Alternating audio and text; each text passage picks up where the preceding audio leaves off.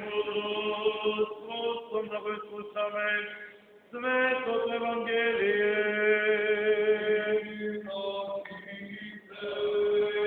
И духови Твоему. Святото Евангелие според Лука. Тебе, Господи, слава Тебе.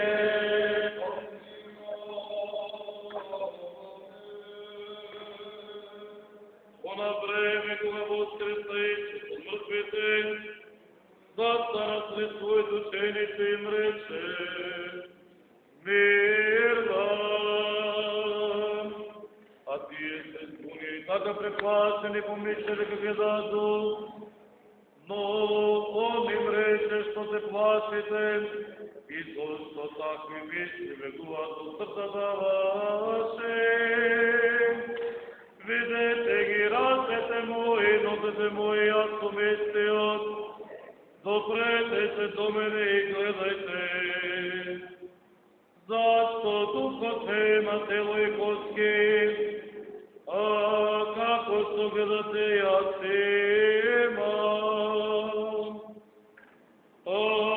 Кога го рече тоа, им ги покажа ръцете и нозете, но бидејќи тие од радост уште не верува и се чудеа, он им рече: имате ли овде нешто за јавење? Тие му дадено парче печена риба и месо саке, и кога се не јадеше пред нив, па им рече: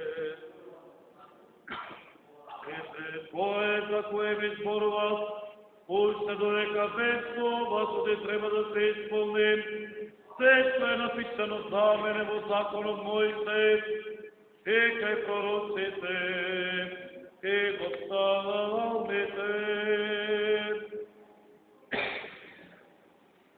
Тогаш им го отворил умот да ги разбираат писмата, им рече: така е написано, и така требаше да пострада Христос и да воскресне од мртвите на третиот ден и да биде проповедано во Негово име покаяние и прошка на гревовите пред сите народи. Почнувајќи од Ерусалима, вие сте сведоци за ова. И ете, јас ке го испратам врз вас ветенот од мојот Отец, а ви останете во градот Ерусалим, додека не се облечете во сила од озгора. И ги изведе надвор од Витанија, па кога ги подигна рацете ги благослови, и кога ги благословуваше стодели од нив и се вознесуваше на небото, тие му се поклонија и се вратија во Ерусалим со голема радост и беа постојано во храмот, каде што го славеа и благословуваа